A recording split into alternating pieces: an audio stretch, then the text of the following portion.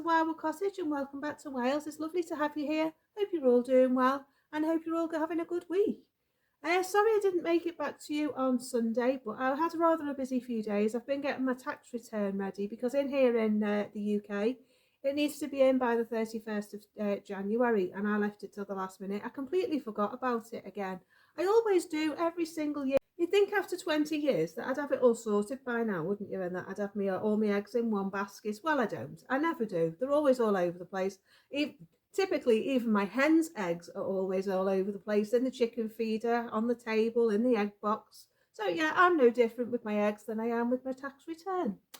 So yeah, I'm feeling a lot more chipper today. Thank you. Thank you for all your lovely well wishes. Thank you very much for all your kind comments. It was very much appreciated. I feel a lot more positive. I've got a lot better idea of what I'm going to do with the space.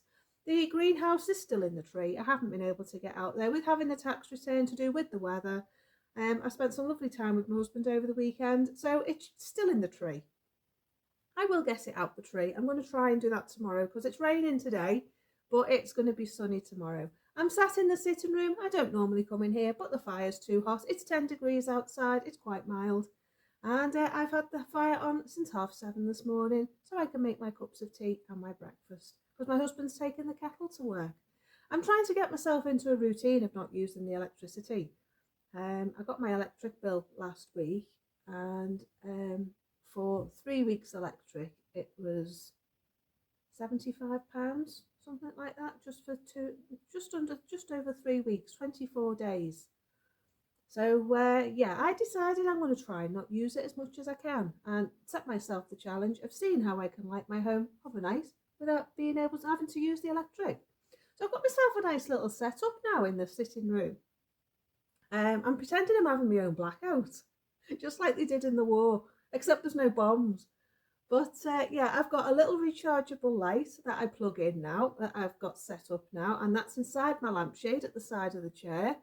And then that lights up enough for me to do my knitting of an evening. I've also got my candles and I've been lighting them of an evening. And I've got a rechargeable solar powered radio, and that's got a great LED light on. So I put that on. You can charge that up on the electric during the day, and then I can use that overnight. And I've got a little lampshade that fits over the top of it, so it acts like a lamp. So last night I had a great little setup. I had my candles, I had this strip light, LED strip light, and I had my little light all set up inside the lampshade to give me a lamp. So yeah, it was lovely and cosy with the fire on. But yeah, I'm not going to give the electric company any more money than they seem to want off me. I can't afford it, to be honest with you, going up at that rate. My kilowatt hour's gone up now to 31p, and my standing charge is 63p. So, excuse me, I've got something in my eye. So, yeah, I think the electric company get enough money off me, and they don't need any more. So, I've got a few updates for you as well on what's going on in the Victory Garden. The chickens, Mr. Stoat is still around, I think. I haven't seen him, and I haven't seen much sign of him, but I get the impression he's still there. But what turned out to be not the stoat was a mole. I have a mole living round by my chickens, trying to tunnel under my chickens. I think it was the mole that was getting in and dug the tunnel under the house, at the side of the house next to the drain. I think he was tunnelling down to Australia. It was that deep. So yeah, he's been tunneling in the pathway up to the chickens. So he's around. He's quite active. But I never thought it would be a mole. I was quite surprised to see that. So yeah, I have a mole in the garden. But also, I've got a fox. I can't believe it. The wildlife seems to like me. But I've got a fox coming round at 5 o'clock in the morning, and it's a dog fox, and he's barking his head off. Absolutely barking his head off. He's going up the path. I can hear him coming past my garden at the back. He's quite loud. And then he goes off into the distance, and I can hear him going off up the lane. And then it's kind of like he turns round and he comes back. And then I can hear him getting closer and closer again. Then he gets just near the house, and then he goes off again, and I can hear him going off in the distance.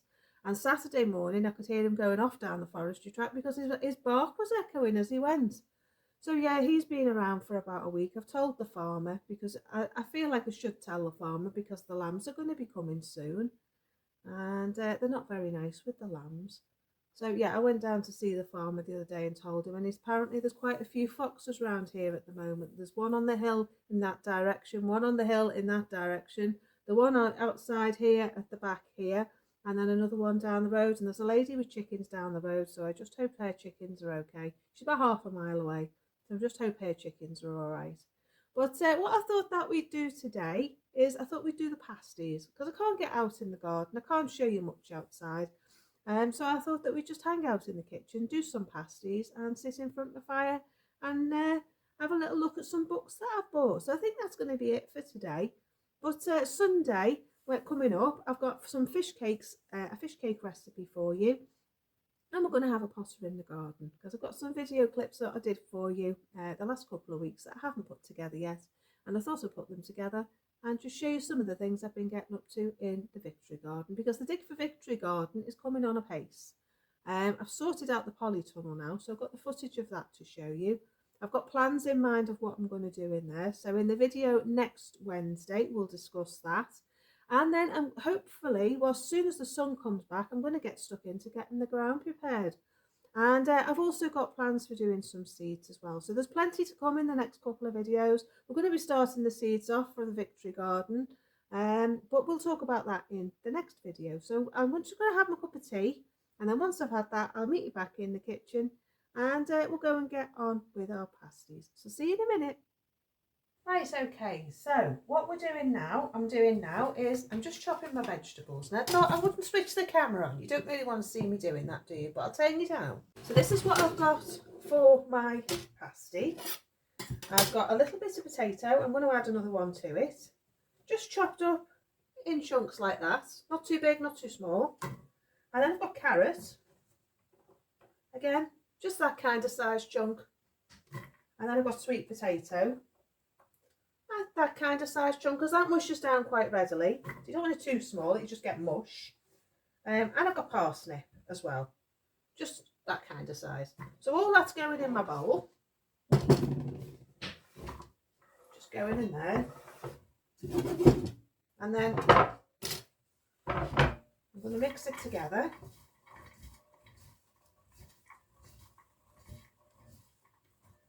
I might add another potato, that one's a little bit green.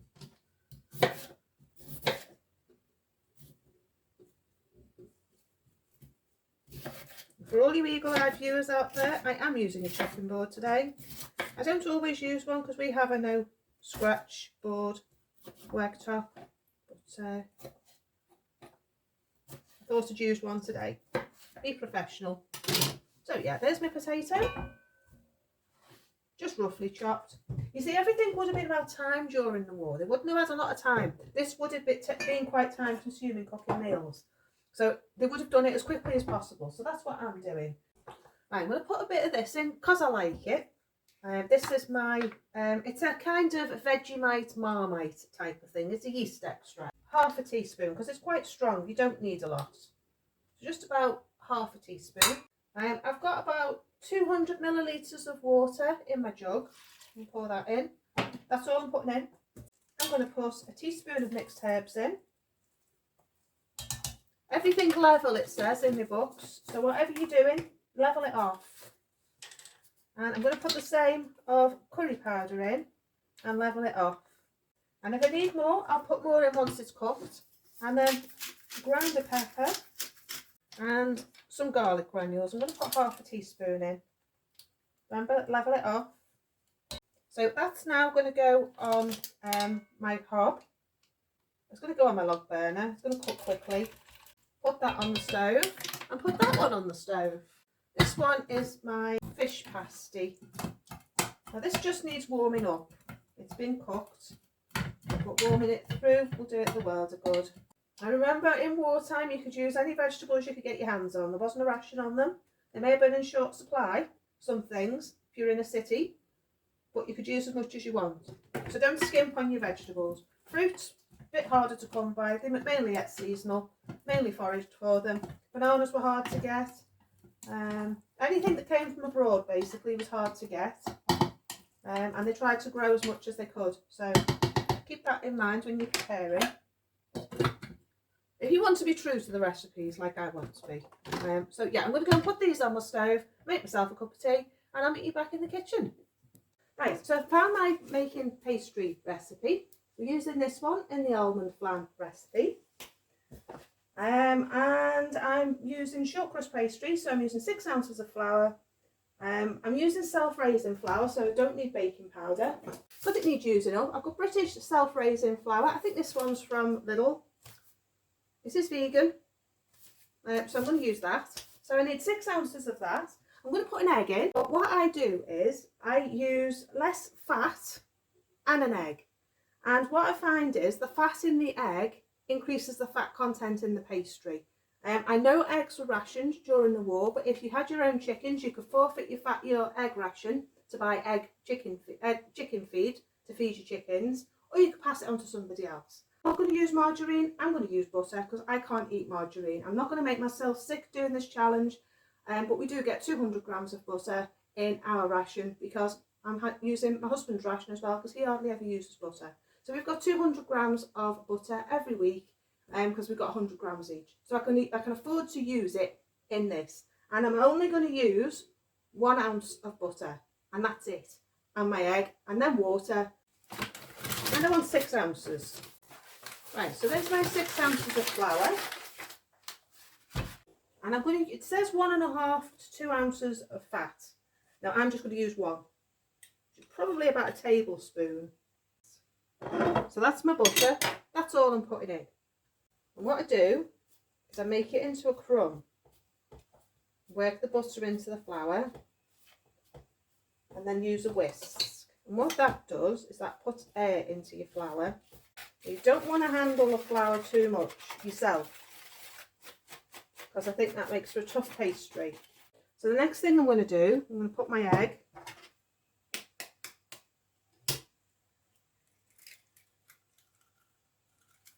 You need to smell it. It's okay. The shell was broken. Now I'm not adding any salt, simply because I'm putting an egg in. I think they can be quite salty eggs. You want to keep your pastry nice and light and airy. Now, I just add the water just to get it to stick together. The best thing to do is to try clubbing it together with your hands, like that. So then that will give you an idea how much water you need. Need a little dribble, I think. It's a little bit dry. Now, flour was rationed. It wasn't rationed during the war as such. I think you had to buy it with points. I'm not 100% sure about that. But you weren't allowed to buy white flour. You could only get wholemeal flour. You couldn't get white. Right, I'm going to leave that now. I'm going to put a plate over the top. I'm going to leave it for half an hour. That's all you're doing. Just leaving it to one side with a plate on. Right, now what I'm going to do now is I'm going to get my baking tin. Now, true wartime style, this is the last of my greaseproof paper.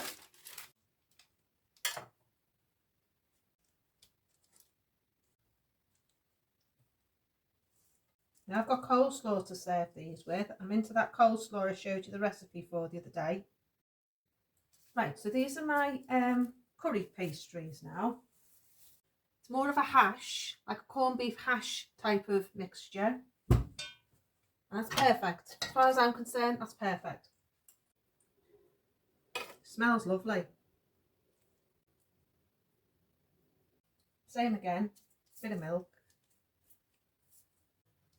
Pull it over.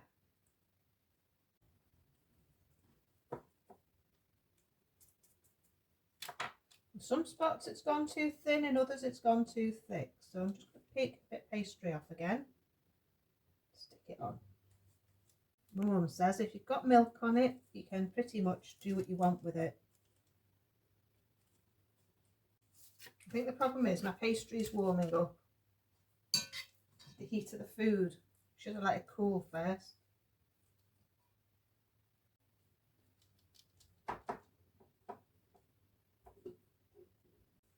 What I love about this is it leaves an extra meal. That hash will do another meal. Husband could take it to work with him. Make more pasties. Nothing's ever wasted. That's the whole thing with the war. Nothing was wasted. So even if you fail like I am today, just eat them and then say, okay, I'll do it better next time. And also when you eat them, when you eat what you failed at, you learn why you failed and what you won't do again next time. So it's not really a failure, it's a learning process. You're not wasting it, you're eating it. And you're saying, right, how can I make this more tasty next time? And that's it, really. That's my philosophy anyway. So to any of you out there who try the recipes and you fail, I fail. I mean, these look disgusting today, but I'm sure they'll be all right.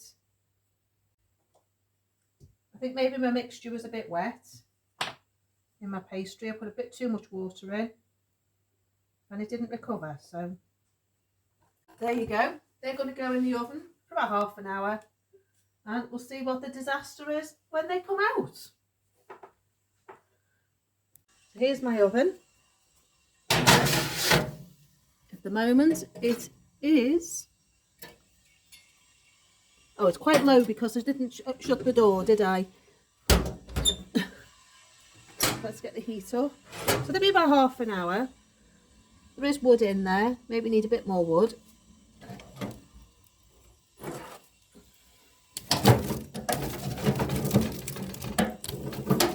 This is my Prity 2P41, by the way, so anyone who's watching for the Prity stove, because you've seen that I do the Prity stove videos and it's fabulous. Wouldn't be without it now. Do everything on it, literally everything.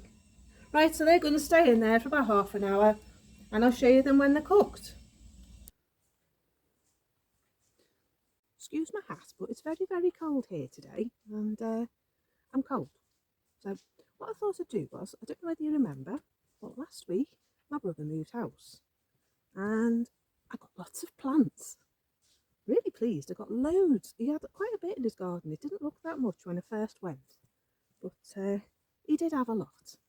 So yeah, these are some of the plants I got off my brother last week. I've got this beautiful one. It's a type, it's a variegated laurel and it has red berries on it in the winter. So it's got some lovely new growth. Managed to get the roots really good. So they're going to go on the fence line at the back. I've got two of those. I've got this rose. I've got a few climbing roses off him. I've got an azalea and some hookerer. There's some pots in there as well. And then in this one over here, I got a hebe. And some of that white rock, that snow in summer that I've been trying to grow. I've got quite a nice clump of that, so I can put that now along this path here, which is what I wanted to do originally. I don't remember last summer in my videos. I was saying about doing the pink white of the path. I'll put a link in the I button up here somewhere and you can have a look at that. But I've got climbing rose. I think this is a forsythia. It's not a buddleia. He thought they were buddleias, but I think that's a forsythia. So that's going to go nice on the fence line. I've got this beautiful rhododendron, which is a nice big root down there. I've got this tire, and I'm thinking of putting that just outside the polytunnel to make a little pond. It's decent thickness. There you go. So I'm going to put some plastic in, and I think I'm going to fill that with water and some plants and put that in by the polytunnel.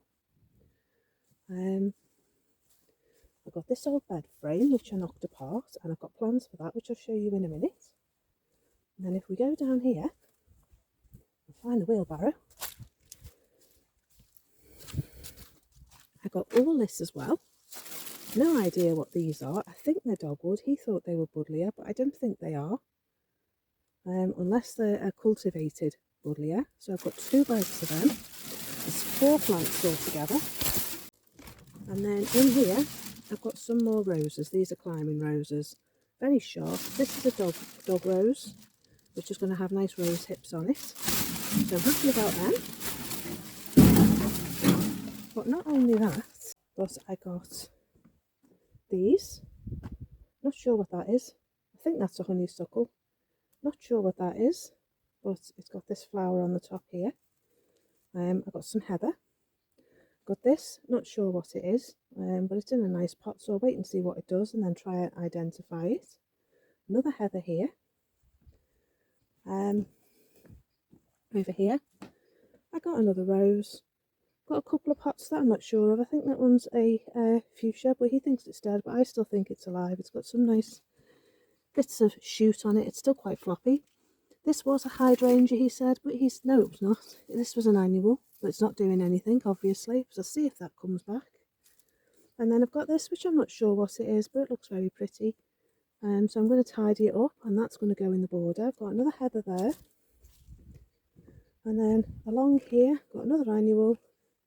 I've got this here, came out of my mum and dad's garden before they moved here to Wales. So this is about 30 years old. Doesn't have much of a root. Never has had. So I'm going to try planting that. And then I've got these two climbing roses to put somewhere. So you could say I did very well. I also got this parsley. So yeah, I did very well indeed. I've also got some more in the garage, but I haven't sorted them out yet. So we'll have a look at them next time. But I'm sure I'll show you them as they go in the garden. Right, so that's a surprise. The pasties are cooked. And they've actually turned out quite well. I'm surprised. Considering I had so many holes in my pastry, like in this one, they seem to have turned out really well, so I'm really pleased. I'll definitely make them again. They're cooked.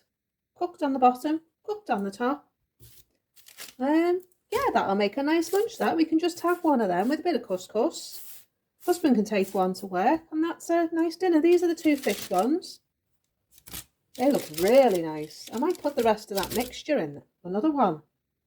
No, I'm going to give the mixture to the chickens. But yeah, very happy, very pleased. I'll show you the coleslaw I've got to put with it. This is the coleslaw recipe from my last video. So if you want to have a go of making it, then I'll put a link in the I button for you and you can have a look. So yeah, that's going to go with a pasty, with some couscous for my lunch. So that's that.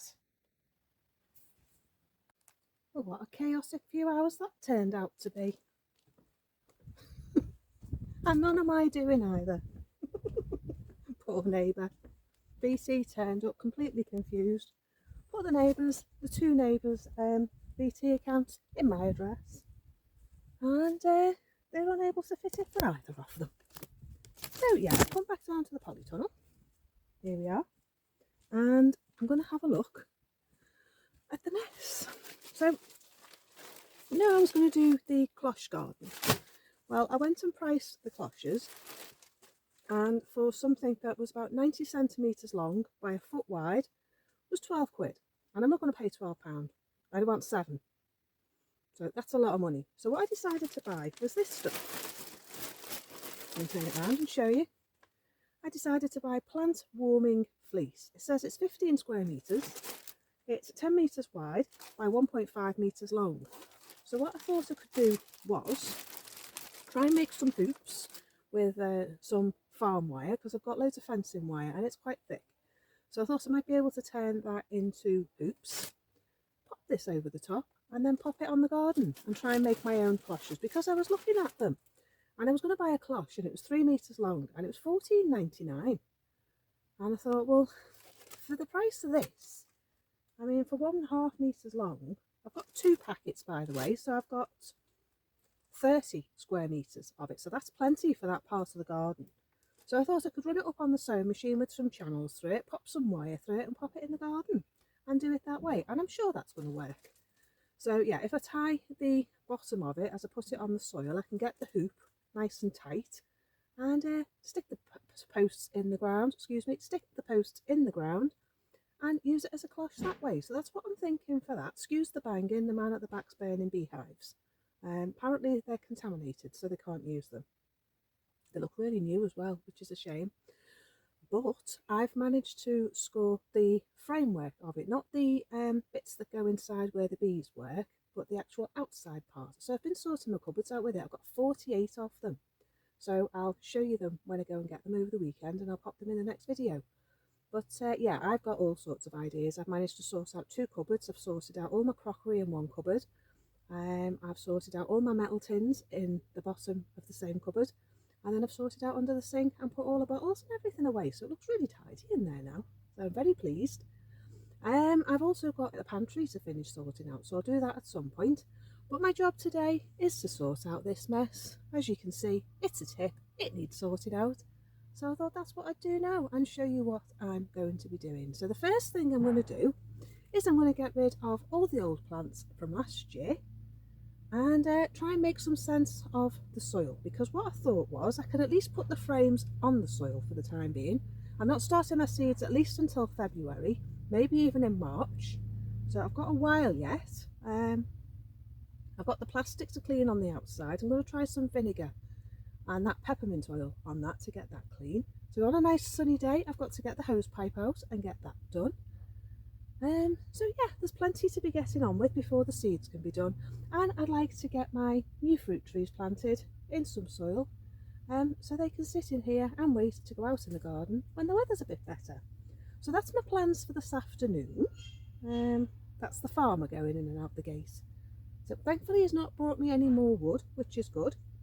So yeah, the first thing we're going to do is we're going to clear the polytunnel, get that tidy, and then we can get on with getting ourselves organised for doing our seeds for our victory garden. So I'll just turn you around and I'll see you in a minute. Right, so that's my bed cleared. Need to try and clear the netting a bit more. I'm not sure whether to do the netting this year. It was quite effective last year, but I quite fancy trying to get some canes and attaching some wood. I might see if I can do it on here, on these bits here. See if I can attach something around here somewhere. But yeah, the border's clear, so I can put my bench on, which I'm just going to do now. The first thing though is to get this in place for some seeds. I may have to put something under the legs. Flop over it. But, what I can do is I can sow underneath when I get my tomato plants.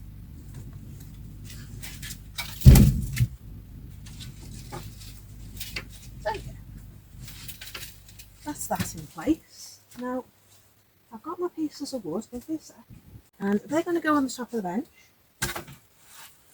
and I'm going to put some legs on, put them into the soil, and then these are then going to be my bench top for growing my seeds.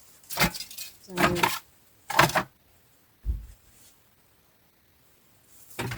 put it over there,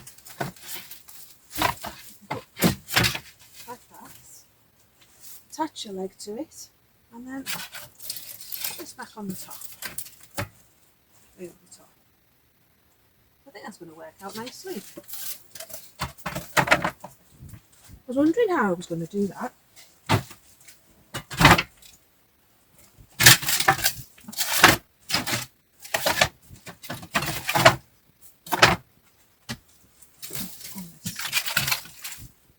Yeah, okay, so that's going to work. So I'm going to carry on with this and see what else I can find to get up to. So I'll see you in a bit.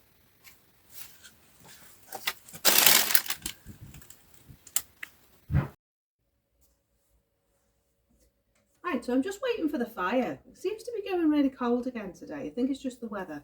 I'm waiting for my hot chocolate, so just thought to pop back on. I just found this on the table. It's called Green Fingers, and it says it's a present for a good gardener, and it's by Reginald Arkle, and it's from 1944, originally 1934 first printed, and this one is the 21st print, 1944. It's got some lovely illustrations in it. I mean, look at that one there, that little man with his garden, just looking at the soil. It's got some lovely little poems in it. It's got quite a few. So what we'll do is over the next few months we'll make our way through the book and we'll see what the poems are like. The Ballad of the Buttercup, look at that. So yeah, I thought it was really, it's a nice book. Here's one. The Wisteria. There is a village by the Seine I haven't seen for years. I go again and yet again to see that village by the Seine. It always disappears. Its houses hidden in a mist of opal and amethyst. Thought that was nice. So yeah, it's got some lovely little poems in it. I've got another one I want to read to you as well. It's called To My Landlord. I'll tell you a rather remarkable thing. The wall of my garden belongs to the king. And would you believe it, the rent that I pay is merely a trifle of twopence a day.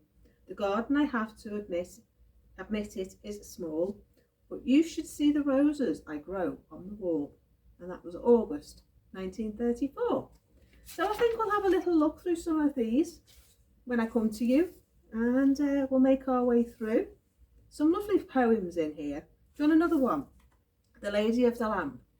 There is a lady, sweet and kind, as any lady you will find. I've known her nearly all my life. She is, in fact, my present wife.